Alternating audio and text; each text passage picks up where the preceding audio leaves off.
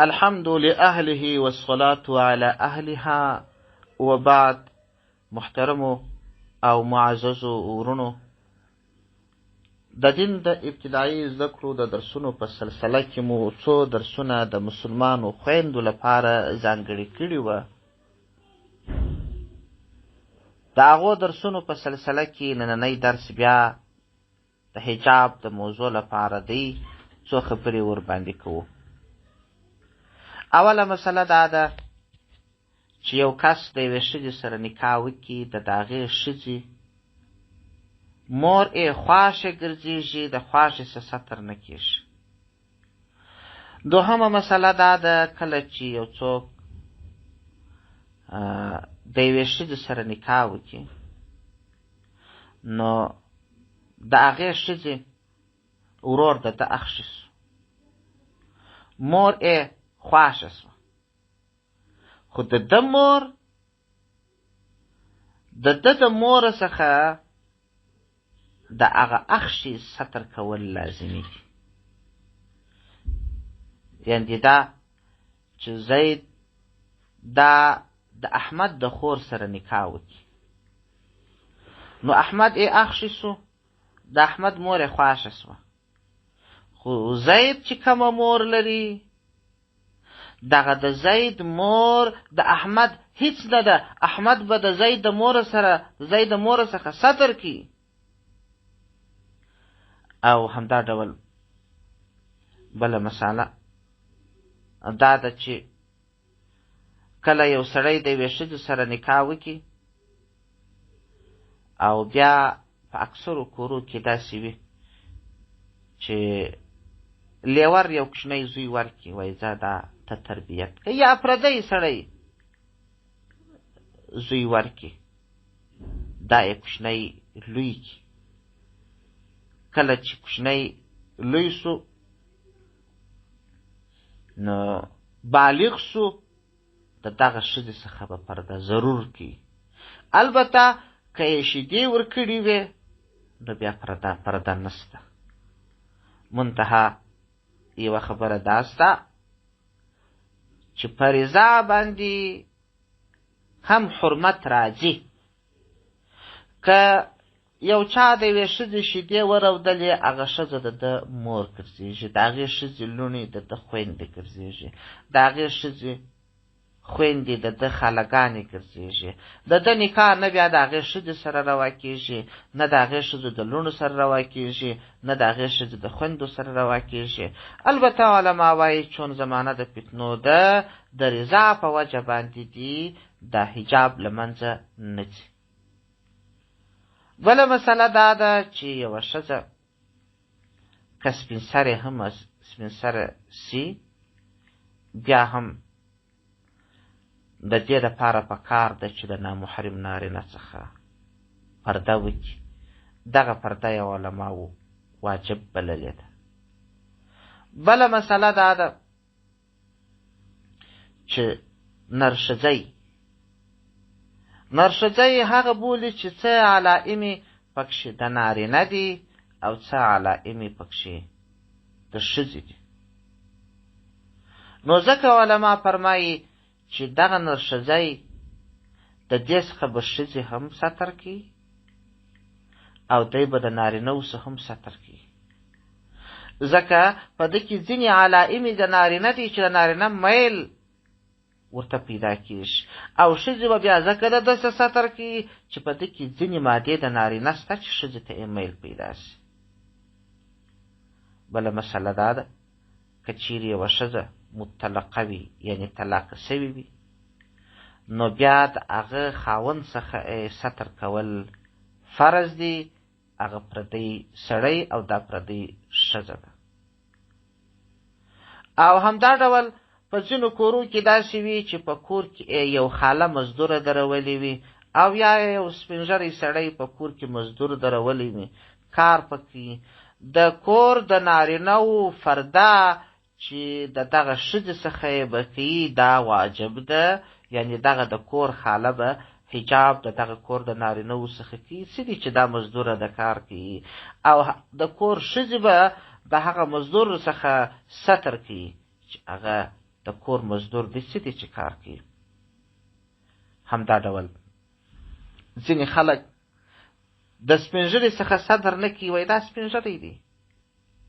ځینې خلک د بزرګانو څخه ستر نه کوي، د دیندارو خلکو څخه، د علماو څخه، وایي دا بزرګ دی، دیندار دی، دا سپینږیری دی. حال دا چې دغه مسله کتابونو را نقل کړې ده. مولانا اشرف علي تهانوي رحمه الله دا خبره په واضحو ټکو را نقل کړې ده او وایي چې د بزرګانو څخه ستر کول تر نورو خلکو زیات لازم دي. وایي ځکه بزرګان خلک چې دي د هغو د شهواني قواوې محفوظ دي، هېڅ ضایع سوي نه دي. او همدا ډول د سپینږیرو څخه هم ستر کول واجب دي. ستر حجاب د الهي حکم دی. یو سړی چې هر څومره بزرګ وي نو پرده کول ځینې لازمي ده، ځکه دا پرده کول په دې معنا نه دی چې د ده پر تقوا اثر اچي، ځکه دغه نفسي او شهواني خاصیت دا د انسان یو فطرتي غوښتنه ده. لکه د یو چا چې خوراک څښاک ته هوا کېږي، همداسې دغه شهواني قوه دا هم د انسان یو فطرتي غوښتنه ده. نو لهذا ستر د دې څخه هم لازمي دي. بله مسله دا ده چې یوه ښځه د محرم پرته په موټر یا تیاره کې مزل نسی کولی، که څه هم زیاتې نورې ښځې ورسره وي، البته چې دوې یا درې ښځې یا زیاتې وي. بعضې علماو دې ته اجازه ورکړې ده. او که چیرې په سفر تر درو شپو زیاته تل، بیا که څه هم د ښځو جماعت وي، بیا هم سفر کول ناجایز دي. که د ښځو جماعت وي خو تر درو شپو درو ورځو، یعنې دا چې تر 8 کیلومتره بلابود مزل کوي، که څه هم د ښځو جماعت وي نسي تللی، خو که لږ د یوه ځای څخه بل ځای ته انتقال کی، نو بعضو علماو چې هغه دوې یا درې یا تر دوی زیاتې ښځې وي، بیا سفر کولی سي، تللی سي، په دې شرط باندې چې د حجاب هغه پوره د حجاب شرایط چې دي هغه به یې عملي کړي. بله مسله کتاب دا را نقل کړې ده. وایي بعضې خلک داسې کوي چې خپل میرمن او لوڼې د تفریح لپاره پارک یا بل داسې ځایو ته بیایي چې په هغه ځایو کې نارینه او ښځې ګډ وي. نو پر ښځو خامخا د نارینهو نظر لګېږي. نو په دې صورت کې د فساد پیښېدو خطره ده او کتاب لیکلی دی چې دا کار مطلق جائز نه دی. او که د کور خاوند یا د کور نور سرپرستان دا کار کړی وو، هغه هم ورسره ګناهګاره دي. همدا ډول یو بله مسله ده چې د ښځې اواز عورت دی او که نه دی. کتاب مسله راخستې ده. وایي د ښځې اواز فی نفسه دا په پرده کې داخل دی، ځکه نو دا به اذان نه کوي، ځکه دا به تلبیه په زوره نه وایي، ځکه دا به تکبیرونه په زوره نه وایي. البته که چیرې اړتیا پیښه سي، مثلا یو ډاکټر ته ورسي، هغه پوښتنه ځینې کوي، سوال جواب کولی سي، یا په کور کې څوک نه وي، یو دروازه څوک وټکي، دا ورته ویلی سي او سوال جواب ورسره کولی سي د ضرورت په اندازه باندې، او بې له ضرورته سوال جواب نسی کولی، بې له ضرورته خبرې نسی کولی. یا دا چې یو دکاندار ته ودرېږي، بل څوک د سودا نه لري، د شي د نرخ د معلومولو لپاره په خپله اندازه باندې د ضرورت په اندازه خبرې کولی سي.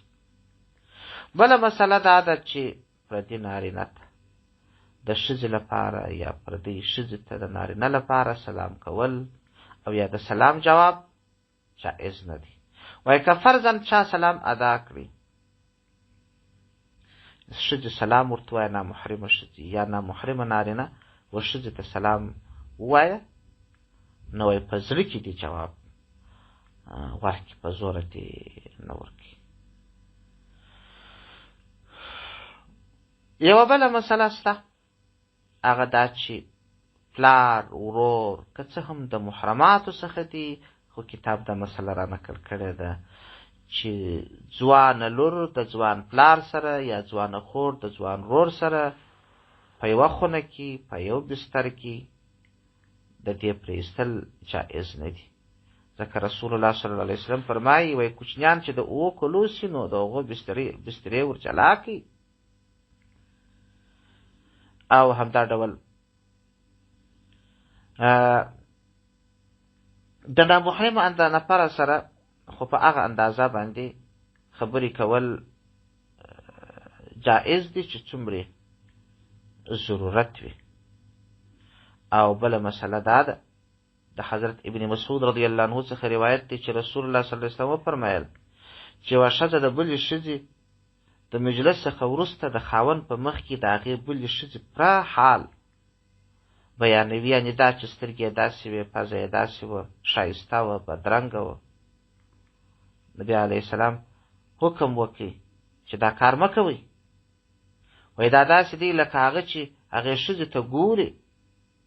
مطلب دا دی چې د خپل خاوند په مخ کې د یوې ښځې بیان راسي، د هغې ښځې په باره کې خو خبره کول پروا نه کوي چې د هغې ښځې پوره حال بیان نه سي چې خاوند یې واوري، د هغې ښځې حسن و جمال او د هغې نقشه د په ذهن کې رانسي، داسې بیان خو پروا نه کوي، خو په هغسې صورت باندې چې هغه ښایست یې بیانېږي، صفات یې بیانېږي، دا نه دی جایز.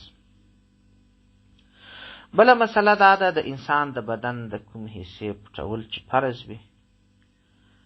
کله چې پر هغه ځای باندې یو ناروغي راسي، تکلیف راسي، که چیرې د لڅولو بغیر علاج نسی کولای، ډاکټر یې باید ضرور وویني، نو یوازې دومره حصه د سخت ضرورت په وخت کې لڅول جایز دي چې مازې ضرورت پوره سي، او د هغه څخه بلابد یې لڅول جایز نه دي. خو بهتره طریقه دا ده چې علاج کوونکي ښځې وي، او یا دا چې هغه نارینه ډاکټر علاج و ښځې ته ور وښیي چې ونیسه دا کار دغسې وکړه. خو که ضرورت و په دغه اندازه باندې جایز دي. بله مسله ده،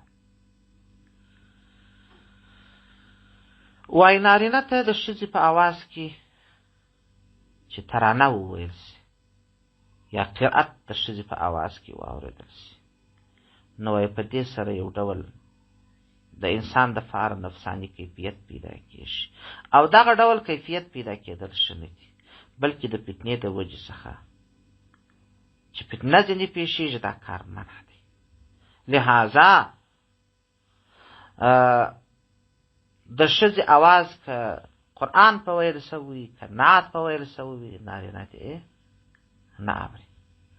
بله مسله دا ده، وایي که چیرې اړتیا پیدا سي په یو مجلس کې عارضي د یوې ښځې نوم یاد سي، پروا نه کوي، اما لیکن بې له ضرورته د ښځې نوم اخیستل ښه نه دي، پرده کول یې ضرور دي.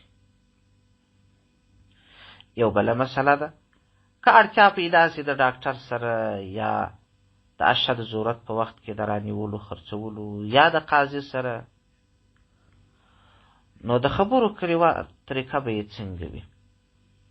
د قرآن کریم د تعلیم څخه او د هغه د هدایاتو څخه ځینې شیان معلومیږي چې که تاسو د نامحرمه نارینه‌و سره د ضرورت په وخت کې خبرې کوئ، نو د خبرو اندازه یا لهجه داسې مه کوئ چې د دوی الفت او محبت تر سره راسي. دا د قرآن کریم د هدایاتو څخه معلومیږي، بلکې په داسې ډول او په دغسې طریقه خبرې وکړي، داسې یوه لهجه غوره کړي چې د دوی نفرت راسي، ځکه د ښځو په نرمه لهجه کې د نامحرم نارینه میلان پیدا کېږي، او دا معلومه خبره ده. او په سخته لهجه سره د پردي نارینه نفرت راځي، ځکه نو قرآن کریم ښځو ته د نامحرمه نارینه‌و خبرو د کولو داسې هدایت کړی دی چې تاسې د نامحرمه نارینه‌و سره په نرمه لهجه خبرې مه کوئ، لکه آیت کې چې راځي فلا تخضعن بالقول ويطيع الذي في قلبه مرض وقلن قولا معروفا. وای تاسو نرمي په قول کې مه کوئ. سورة احزاب 1 نمبر آیت دی. بله مسله د ښځو وزارت ته د تللو مسله ده. په دې کې لږ اختلاف شته. 3 قوله پکښې دي. یو قول دا دی چې ښځې دې په هیڅ صورت کې وزارتو ته نه ځي، ځکه رسول الله صلی الله علیه وسلم فرمایي د الله پاک لعنت پر هغه ښځو دی چې د قبر زیارت کوونکي وي. حدیث تورې دی لعن الله زوارات القبور، هغه ښځې چې د قبرونو زیارتونه کوي پر هغو د الله لعنت دی. دوهم قول دا دی چې هېڅ پروا نه کوي، ځکه نبي علیه السلام عام حکم کړی دی كنت نهیتکم عن زیارت القبور فزروها. وایي ما تاسو د زیارتو څخه منع کړي وایي زیارت کوئ. دا حکم یې عام نارینه او ښځو دواړو ته کړی. 3 قول کې یو لږ تفصیل شته. نو ښه خبره دا ده چې ښځې زیارتو ته ولاړې نه شي، ځکه د مشته څخه لا اوس د فتنو په زمانه کې منع سوي دي. او زیارت خو موقت سنت نه دی، مسجد خو موقت سنت، جماعت خو موقت سنت، او بلکې بعضې علما یې واجب. بله مسله دا ده چې ښځې بعضې د کورو څخه وځي، پازیبونه یې په پښو وي. مخکې مو پر دې باندې خبره کړې ده چې دا د دې د پازیب اواز د نارینه تر غوږو رسېږي، د هغه میل پیدا کېږي، یا د عطر خوشبویي په وجه نارینه میل پیدا کېږي. نبي علیه السلام په دې اړه باندې منع فرمایلې ده. همدا ډول ښځه چې د باندې وځي نو د سر ټول ویښتان یې په پرده کې داخل دي، دا به نه ښکاره کړي. او همدا ډول ښځې ته جایز نه ده چې د خاوند بې اجازې د کور څخه ووځي. او بلکې کتاب مسله راوړې ده، وایي د کور څخه وتل که څه هم د دې په فکر ضرورت وي جایز نه دی، ځکه رسول الله صلی الله علیه وسلم فرمایي چې ښځه کله د خپل خاوند د کور څخه بې اجازې ووځي نو د الله په غضب کې وي. یعنی د الله په غضب کې د الله غضب به تر هغه وخته پورې اوري تر څو چې خپل کور ته راځي. نو ځکه ښځه که څه هم ضرورت وي د خاوند بې اجازې به نه وځي، که ووتل د الله په غضب کې به داخل وي. نو الله پاک دې مسلمانانو خویندو ته توفیق ور نصیب کړي چې د دین دغه احکام دا ټوله عملي کړي. السلام علیکم ورحمة الله وبرکاته.